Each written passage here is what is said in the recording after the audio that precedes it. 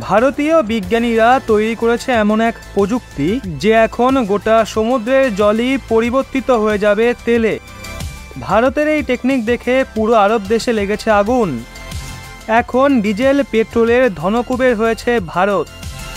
বন্ধুরা, ভারত এমন এমন টেকনোলজি বিকশিত করেছে যার বিকল্প পাওয়া গোটা বিশ্বতে প্রায় অসম্ভব। মহাকাশ থেকে শুরু করে সমুদ্র পর্যন্ত ভারতের প্রযুক্তি গোটা বিশ্বকেই তার হাতের মুঠোয় করে নিয়েছে। আর এই সব তখন থেকে হচ্ছে যখন থেকে ভারত আত্মনির্ভরতার শপথ গ্রহণ করেছে। এছাড়াও মোদী সরকারের বেস্ট প্ল্যানিং এর ফলাফল এটা। এই কিছু দিন আগেই গোটা বিশ্ব দেখেছে কিভাবে ভারত চাঁদের সাউথ পোলে চন্দ্রযান 3কে অবতরণ করালো, নতুন ইতিহাস গড়ল। এমনটা এখনো পর্যন্ত কোনো দেশই করতে পারেনি। এর সাথেই ভারত চাঁদের সাউথ পোলে অবতরণকারী প্রথম দেশ হয়ে গেছে। এই খুশি ভারত উপভোগ করেই ছিল, কিন্তু ভারতীয় বিজ্ঞানীরা আরো একটা খুশির খবর আমাদের উপহার দিয়েছে। বন্ধুরা, আবার একবার ভারতীয় বিজ্ঞানীরা নতুন ইতিহাস গড়েছে। এমন এক প্রযুক্তির আবিষ্কার করেছে যেটা পুরো সমুদ্রের জলকে তেলে রূপান্তর করতে সক্ষম হবে। এই টেকনিকের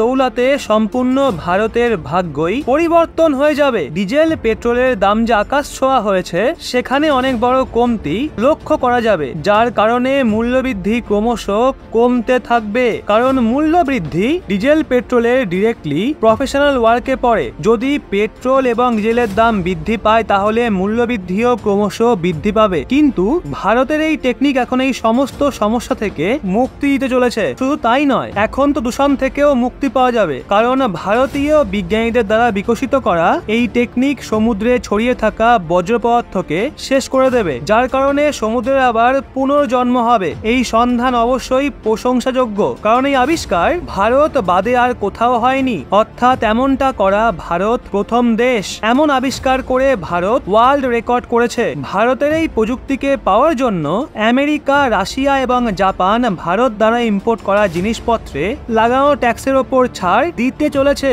বন্ধুরা, সমুদ্রতে সবচেয়ে বেশি দূষণ তেল রেসাও বা অয়েল লিকেজের কারণে হয়ে থাকে। এখনো পর্যন্ত এই সমস্যাকে সমাধান করার জন্য ভারতের কাছে যেই প্রযুক্তি ছিল সেটা যথেষ্ট রিস্কি এবং দূষণ মুক্ত ছিল, কিন্তু এখন ভারতের বৈজ্ঞানিকদের দ্বারা বিকশিত করা এই প্রযুক্তি এই ক্ষেত্রতে অনেক কার্যকরী প্রমাণিত হবে। বন্ধুরা, পরবর্তীতে এই টেকনিকের বিষয়ে অবশ্যই বলবো, কিন্তু তার আগে জেনে নেওয়া যাক এই তেল রেসাও আসলে কি আর কি কারণের জন্যই বা তেল রেসাও হয়ে থাকে। সম্পূর্ণ খবর কি তাই ভিডিওতে জানবো।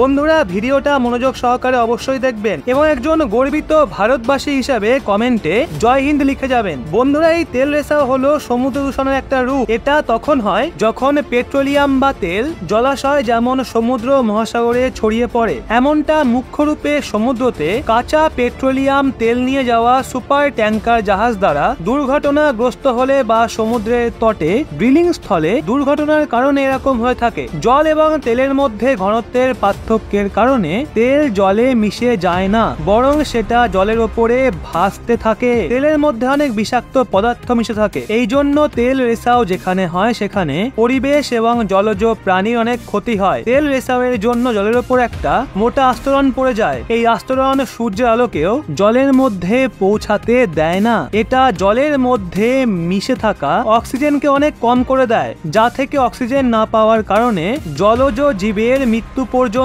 হয়ে যায়। বর্তমান সময়ে তেল রেসাওয়ের কারণে দূষিত জল পরিষ্কার করতে অনেক প্রযুক্তির ব্যবহার করা হয়। সবচেয়ে বেশি ব্যবহার করা প্রযুক্তি হলো স্কিমিং, যার সাহায্যে জলের মধ্যে দূষিত তেলকে জ্বালিয়ে দেওয়া হয়, যেটা অনেক বেশি খরচযুক্ত। স্কিমিং একটা মেকানিক্যাল ডিভাইস যেটা জলের মধ্যে ভাসমান তেলকে একত্রিত করে।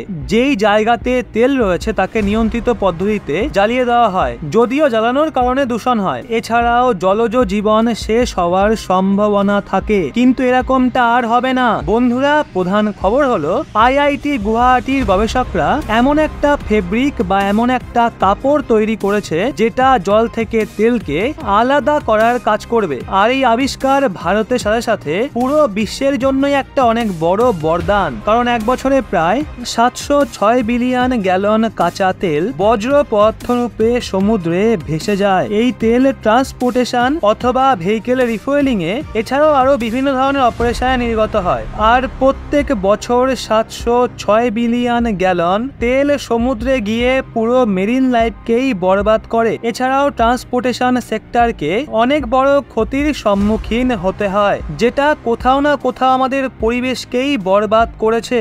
আর এই আবিষ্কার শুধুমাত্র ভারতই নয়, বরং পুরো বিশ্বের জন্যই বরদান স্বরূপ। আর সবচেয়ে খুশির বিষয় হলো এই ফেব্রিককে তৈরি করার জন্য কোনো আর্টিফিশিয়াল কেমিক্যাল নয়, বরং চালের ভুসির ব্যবহার করা হয়। আইআইটি গুয়াহাটির গবেষকরা এই আবিষ্কারের বিষয়ে যখন বলেছেন, তারপর থেকেই গোটা বিশ্বজুড়ে হইচই শুরু হয়ে গেছে। কেউ বিশ্বাসই করতে পারেনি যে এই প্রযুক্তির সাহায্যে পুরো মেরিন লাইফের দূষণকে খুব সহজেই পরিষ্কার করা যেতে পারে। এই আবিষ্কারের মধ্যে সবচেয়ে বড় ভূমিকা পালন করেছে আইআইটি গুয়াহাটির কেমিক্যাল ইঞ্জিনিয়ার বিভাগের প্রফেসর বৈভব গড়। তো বন্ধুরা, এখন জেনে নেওয়া যাক এই কাপড়কে কিভাবে ডেভেলপ করা হয়েছে। বন্ধুরা, বিজ্ঞানীদের কথা হলো ভারতের মধ্যে প্রত্যেক বছর লক্ষ লক্ষ টন চালের ভুসি নির্গত হয়, যাকে জ্বালিয়ে দেওয়া হয়, নয়তো কিছু এগ্রিকালচার প্রোডাক্ট তৈরি করা হয়। কিন্তু বেশিরভাগ ক্ষেত্রেই একে জ্বালিয়ে দেওয়া হয়, যা থেকে খুব বেশি পরিমাণে দূষণ হয়। এছাড়াও এই চালের ভুসিতে একটা বিশেষ ধরনের এলিমেন্ট পাওয়া যায়, যার নাম হলো সিলিকা, যেখানে ফেব্রিককে তৈরি করার জন্য চালের ভুসিকে অনেক লম্বা সময় পর্যন্ত ধীরে ধীরে গরম করা হয়। তারপর তাকে চারকোলে রূপান্তরিত করা হয়, যা বায়োচার নামেও পরিচিত। তারপরেই বায়োচারকে ন্যানো পার্টিকেলসে কনভার্ট করা হয়। তারপর একেও লম্বা সময় পর্যন্ত গরম করার পরে একটা ফাইনাল প্রোডাক্ট পাওয়া যায়, যাকে কটনের ওপর কোটিং করা হয়। এই কটনের ব্যবহার করে জল থেকে তেলকে আলাদা করা যেতে পারে। বৈজ্ঞানিকদের কথা হলো, যদি এই ন্যানো পার্টিকেলের ব্যবহার করা হয়, তাহলে 98% পর্যন্ত তেলকে জল থেকে আলাদা করা যাবে। বন্ধুরা, আপনি এই কাজ দেখেই ধারণা করতে পারছেন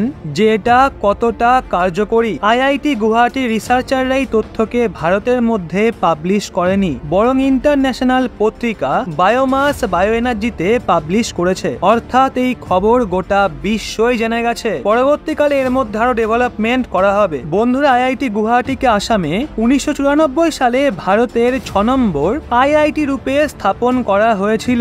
এটা ভারতের সম্পূর্ণ উত্তর পূর্ব ক্ষেত্রের জন্য একমাত্র আইআইটি। ভারতে বর্তমানে প্রায় 23টা আইআইটি রয়েছে। ভারতে স্থাপন হওয়া প্রথম আইআইটি খড়গপুর, যেটা পশ্চিমবঙ্গে অবস্থিত, যেটা 1991 সালে নিজের কাজ শুরু করেছিল। বন্ধুরা, আইআইটি গুয়াহাটি রিসার্চাররা যেই টেকনিককে ডেভেলপ করেছে, এই টেকনিক আসার পর প্রত্যেক ভারতীয়র ভাগ্যই পরিবর্তন হয়ে যাবে। ভারতের ক্ষমতার মোকাবিলা কেউ করতে পারবে না। তো বন্ধুরা, আমাদের সবারই ভারতীয় বিজ্ঞানীদের ওপর গর্ব করা উচিত। তো বন্ধুরা, এই সম্পূর্ণ বিষয় নিয়ে আপনাদের কি মতামত নিচে কমেন্টে অবশ্যই জানান। আর এরকমই লেটেস্ট ইনফরমেটিভ ভিডিও পেতে সাবস্ক্রাইব করুন রহস্য বাংলা।